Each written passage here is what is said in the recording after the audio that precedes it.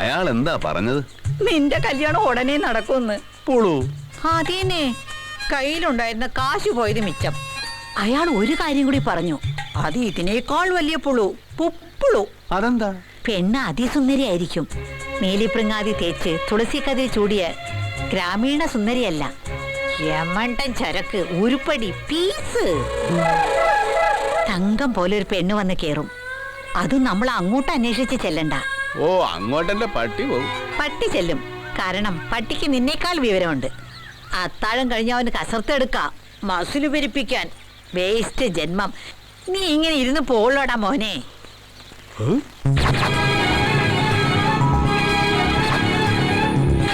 തങ്കം പോലെ ഒരു പെണ്ണ് വന്ന് കേറും.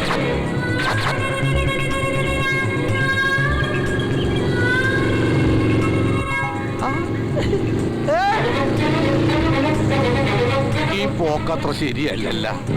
അത് നമ്മൾ അങ്ങോട്ട് അന്വേഷിച്ച് ചെല്ലണ്ട.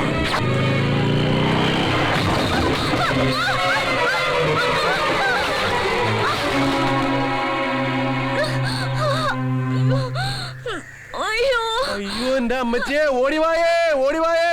അയ്യോ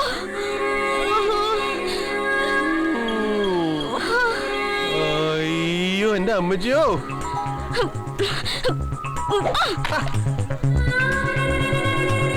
എന്നതാണോ എന്റെ അമ്മച്ചിയോ.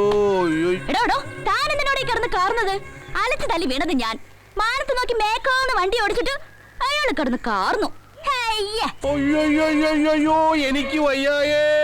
എന്റെ പൊന്നു മീനാമച്ചി, ഇത് അത് തന്നെ. നമ്മൾ അങ്ങോട്ട് അന്വേഷിക്കുന്ന നിലയിൽ ഇങ്ങോട്ട് വന്ന് കേറുമെന്ന് പറഞ്ഞില്ലേ? കേറി. അയ്യോ, ഇത് എവിടെ നിന്ന് വന്ന് കേറിയടി വെച്ചേ നീ? നല്ല തങ്കം പോലൊരു പെണ്ണ്. നീ ആ കൈയൊന്നും കണ്ടു കിട്ടിക്കേ. നിന്റെ സ്റ്റാൻഡിങ് പോസ് ആണെന്ന് കണ്ട. കൈ കൊടുക്കാറില്ലേ? നമുക്ക് ആ ചർലി കിടന്ന് ഉരുള. ദങ്ങനെ ദങ്ങനെ ദങ്ങനെ. 1 2 3. വട്ടത്തിലും നീളത്തിലും എതിലേ കൂടെ നോക്കിയാലും ഇവളെ മണ്ടൻ. ഇത് കവിതൈ. നിന്റെ പേരെന്നാടി കൊച്ചേ? തങ്കമണി.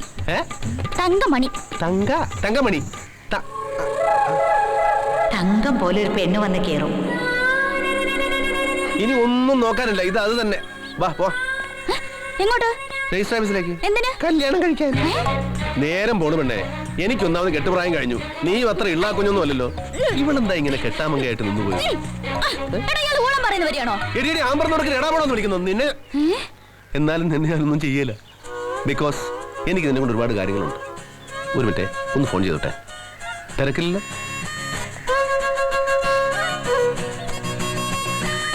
ഹലോ മീനു, ഇത് ഞാനാ, കൊച്ചു ബേബി.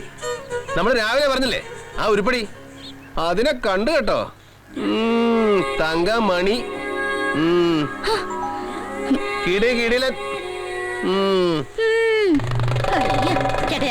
എന്തേ?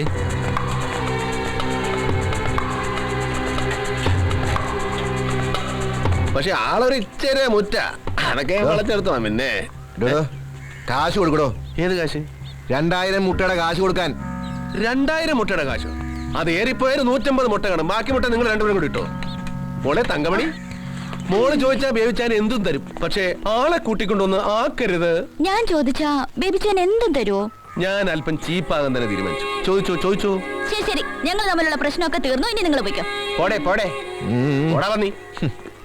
ഓ, എണ്ണൊന്നും വേണ്ട ബേബിച്ചായ, അതിന് തന്നെ. താങ്ക്സ്.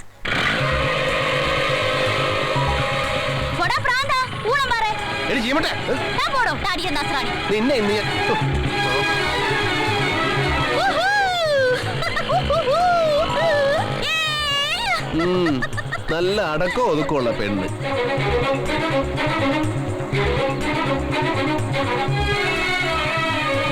ഇത് എന്നാ പറ്റി? അതെ, ഇതിന്റെ സ്പാർക്ക് പ്ലഗിന്റെ സുന പോയതാ. സ്പാർക്ക് പ്ലഗിന്റെ സുന. ബേബിച്ചായോ, ഈ തങ്കമണി ബേബിച്ചാനെ പറ്റി പെണ്ണല്ലോ. നീ അവളറിയോ? പിന്നെ അറിയോന്നോ? കൊള്ള, നല്ല കഥയായി. അവളെ അറിയാത്ത ആരെങ്കിലും ഉണ്ടോ ഈ നാട്ടില്? ഈ കാർഗിൽ നാരായൺ എന്ന് കേട്ടിട്ടുണ്ടോ? പട്ടാളക്കാരൻ, മിലിറ്ററി ജവാൻ. അവൻ ജയിലിലല്ലേ ആ ചട്ടമ്പി? അവന്റെ പെങ്ങളെ മറ്റോ വന്നോടാ. ആ, പെങ്ങളായിരുന്നെങ്കിൽ എന്ത് ഭേദം. ഇതവന്റെ മുറപ്പെണ്ണാണ് തങ്കമണി, മുറപ്പെണ്ണ്. ഓ, അപ്പൊ കാർഗിൽ നാരായണന് കൈ കൊടുക്കേണ്ടി വരും. അതായിരുന്നെങ്കിൽ എന്ത് ഭേദം. ഇതേ ഇവർക്ക് തന്നെ കൈ കൊടുക്കേണ്ടി വരും ബേബിച്ചായ. ഈ തങ്കമണിക്ക് ആ കഴിഞ്ഞ അവധിക്ക് വന്നപ്പോ ഈ നാരായണൻ തങ്കമണി ഒന്ന് കയറി പിടിച്ചു. എന്തിന്? ആണ് പെണ്ണിനെ കയറി പിടിക്കുന്നത് എന്തിനാണെന്ന്. ഇയാൾ കേരളത്തിലല്ലേ ജീവിക്കുന്നത്? ഇപ്പൊ മനസ്സിലായില്ല എന്തിനാണെന്ന് ഇല്ലേ? നീ പറ. ഇവൾ അവനെ വെട്ടി ഓലക്കിർത്ത് നെറുകന്തര കടിച്ച് അവന്റെ ബോധം പോയി പാവം. എന്നിട്ട് നേരെ പോലീസ് സ്റ്റേഷനിൽ ചെന്ന് മറ്റേ വകുപ്പിലൊരു കേസും കൊടുത്തു. ഏത് വകുപ്പില്? പീഡിപ്പിക്കൽ. പീഡിപ്പിക്കൽ. പാവം നാരായണന് 4 കൊല്ലം തടവും. ഇവക്ക് തന്തയും തള്ളിയൊന്നുമില്ലേ? അപ്പനും അമ്മയൊക്കെ ചെറുപ്പത്തിൽ മരിച്ചുപോയി. ബസ് ആക്സിഡന്റാ. അതിന്റെ ഇൻഷുറൻസ് തുക 1 ലക്ഷം രൂപ ഇവളുടെ പേരിൽ ബാങ്കിലുണ്ട്. സത്യത്തിൽ നാരായണന്റെ നോട്ടോ ആ കാശ. ഇവളെന്താടാ ജാതി? മതം ഏതായാലും മനുഷ്യൻ നന്നായാൽ മതി എന്നാണല്ലോ പ്രമാണം. മനസ്സിലായി. അതുമല്ലേ കുഴപ്പമില്ലാത്ത ജാതി. അഡ്ജസ്റ്റ് ചെയ്യാം. ബേജായോ, ഒരു കാര്യം ഞാൻ പറഞ്ഞേക്കാം. തങ്കമ്മന്റെ അടുത്ത് മറ്റു പരിപാടി നടക്കട്ടോ. ഇടാ, അത് ഞാനവിടെ കെട്ടാൻ പോവില്ലേ? അപ്പൊ പിന്നെ നടക്കുമല്ലോ. നടന്നില്ലെങ്കിൽ അതിന്റെ ആന്തരിക വശങ്ങളായിട്ടുള്ള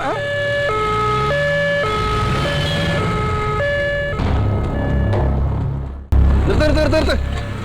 രാഘവ മാഷ്ക്ക് എന്താ പറ്റിയേ? പറ്റിയത് മാഷുക്കല്ല, മൂത്ത മോൾ ആത്മഹത്യക്ക് ശ്രമിച്ചു. ഈപ്പച്ചന് ആധാരം തിരിച്ചു കൊടുക്കാത്തോണ്ട് പെണ്ണിന്റെ കല്യാണം മുടങ്ങി.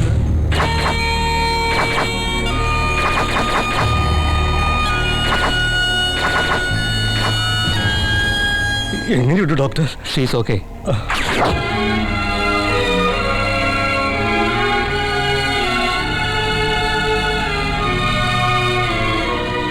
എങ്ങനെയുണ്ട് പക്ഷേ? അപകടഘട്ടം കഴിഞ്ഞാ ഡോക്ടർ പറഞ്ഞത്. നിങ്ങളിലേക്ക് ദയ. നിങ്ങൾ എന്തിനാ വീടും പറമ്പും പണയം വെക്കാൻ പോയത്? അത് ഈപ്പന്റെ അടുത്ത്. ഇവനെ എഞ്ചിനീയറിംഗിന് വിടാൻ കുറച്ച് കാശ് വേണ്ടിയിരുന്നു. 4 ലക്ഷം. 3 പെൺമക്കളെ കെട്ടിച്ചു വിടാറുള്ള തന്ത സ്വാശ്രയ കോളേജിൽ കൈക്കൂലി കൊടുക്കാൻ വീടും പറമ്പും പണയം വെക്കും. പിന്നെ അത് വിട്ടാൽ സ്റ്റേറ്റ് ബാങ്കിൽ നിന്ന് കടം കൊടുക്കും. കടം വീട്ടാമെന്ന് പറഞ്ഞിട്ട് ഈപ്പൻ എന്താ ആധാരം തിരിച്ചു തരാത്തെ? ഒക്കെ തരാന്ന് പറഞ്ഞതാ, തന്നില്ല. ഈപ്പൻ എവിടെ ഉണ്ട്? ടൗണിൽ കാണും. ഇന്നവിടെ സ്വർണ്ണക്കടയുടെ പരസ്യത്തിന്റെ ഷൂട്ടിംഗാ.